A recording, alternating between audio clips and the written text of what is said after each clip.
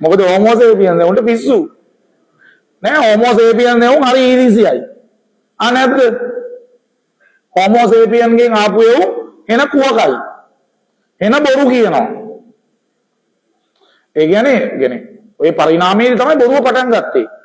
ඒ කියන්නේ මේ මිනිහාගේ පිරිමියාගේ කාර්යභාරය තමයි ගෙදරින් ගිහිල්ලා දඩයම් කරන එක.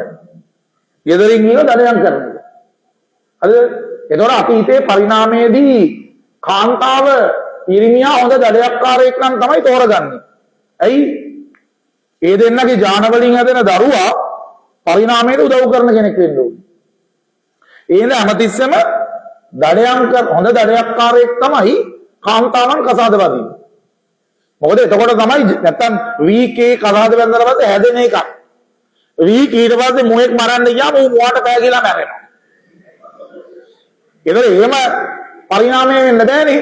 ඒතර මිනිස්සු නෙමෙයි පරිණාමය වෙන්නේ කවුද? මෝ.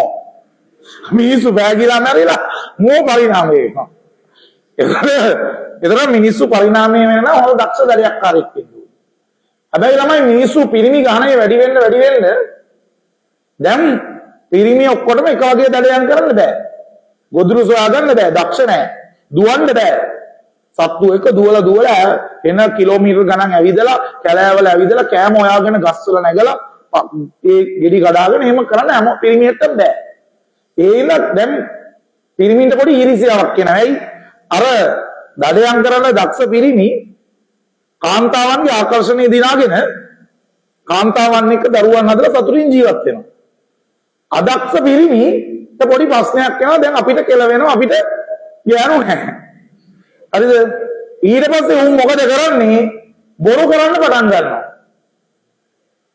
දවන්ට දඩයම් කරන්න බැරි හින්දා අනුන්ගේ කෑම අනුන් දඩයම් කරන්නේ හොරකම් කරන්න ගෙනල්ලා ගෑනුන්ට දෙනවා. අන්න හොරකම පටන් ගත්තා. ඊට පස්සේ බොරු කියන්න පටන් ගන්නවා. අපි මේ එකතු වෙලා දඩයම් කරේ. අරු අඬලා ඉල්ලන් ඇවිල්ලා තියෙන අනේ මටත් කෑල්ල බොරු කියන චීටින් පටන් ගන්නවා. ඔන්න ඔතනින් තමයි හෝමෝ සේපියන්ස් වල කෙලවෙන්නේ. හරිද? හෝමෝ සේපියන්ස් වල කෙලවෙනවා. ඊට පස්සේ දඩයම් කරන්න බැරි යවුන් මොකද වෙන්නේ?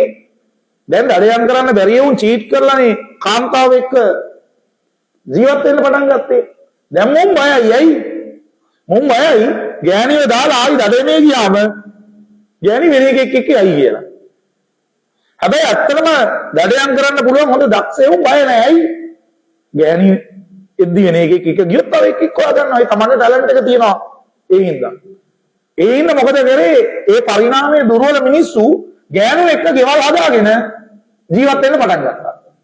යන්නේ නැහැ ගෙදරින්. ගෙදරින් යන්න බැරි හින්දා ඒ ගෙදරින් යන්න බෑනේ. ගියොත් ආයි එකක් හොයා ගන්න තව බොරු කොච්චර කියන්න වෙනවද? එහෙනම් මේගොල්ලෝ පටන් ගත්තා ගෙයක් හදාගෙන ඒ වටේ වගා කරන්න. අන්නතනින් තමයි දඩයම් යුගය ගොවි යුගයට මාරු වෙන්නේ. ඇයි ගෑණිය දාලා යන්නත් බයයි කණ්ඩත් ඕනේ. ඒ හින්දා කැම තියෙන ගස් වැල් ගෙනල්ලා ගේ වටේ වගා කරගෙන ගෑණි මිනිහ වතුර දාගෙන කාගෙන ඉන්නවා. ඔව් මේ වීරු නෙමෙයි. ඔන්න ඔතනින් තමයි අපිට කෙලවෙන්නේ. හරිද? ඊට පස්සේ බොරුකාරයෝ ටික මොකද වෙන්නේ? බොරුකාරයෝ මේ විදියට ජානගත වෙලා ඔන්න ඔක යනවා.